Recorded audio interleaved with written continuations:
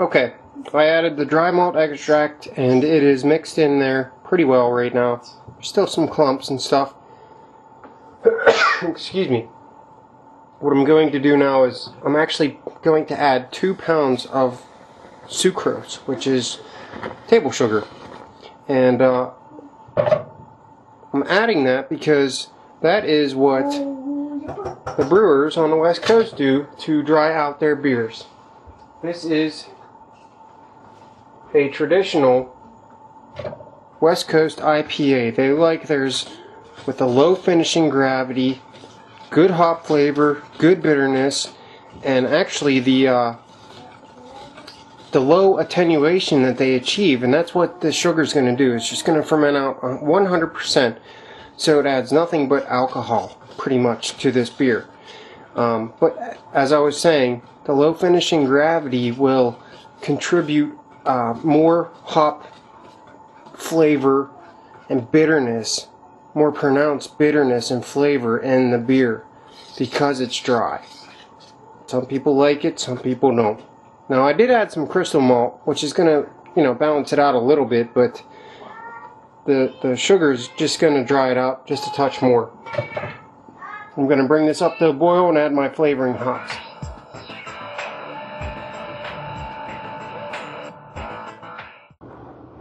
Okay, I brought this up to a boil again, and I'm going to add some flavoring hops. Putting 2 ounces of flavoring hops in right now. Okay. I'm going to stir these in, wait about 5 minutes, and then add the second dose of aroma and flavoring hops. Alright, it's time to add the second addition of hops, so I'm going to dump these in right here.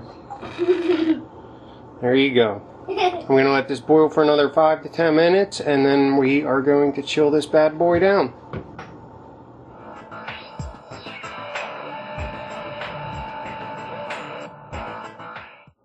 Okay, so what I did now was I took a bucket of water and threw a whole bunch of snow into it because it's winter time right now, and I figured I would use Mother Nature to cool down this beer. And there's a bunch of snow and ice in that water right there. I'm going to use that as an ice bath to cool down this beer. So I'm just going to cover the beer up and put it right down in here into this bucket, just like that.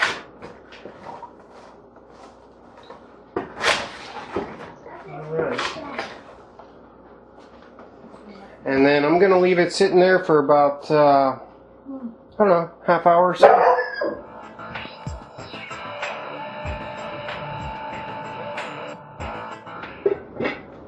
Okay, my wort's chilled right now, and I am going to strain out the hops and put it into the bucket right there.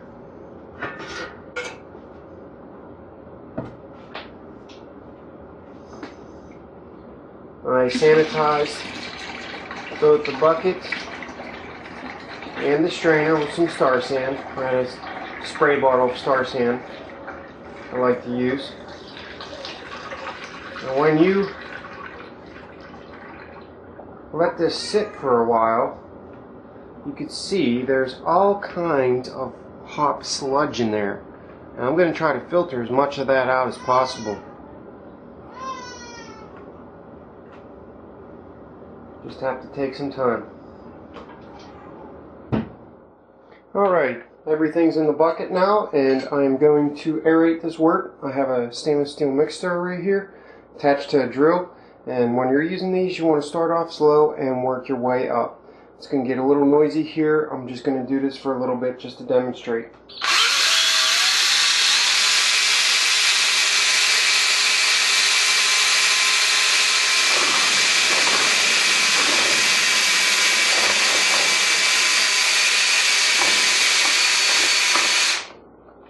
Alright, I'm going to aerate this for about another minute or so, and then I'm going to add the yeast.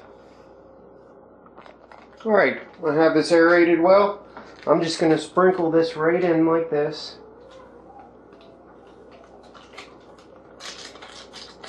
And spray down my lid real quick.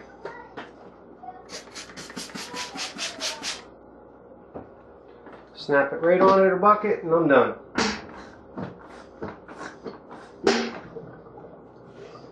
There you have it. Beer the easy way.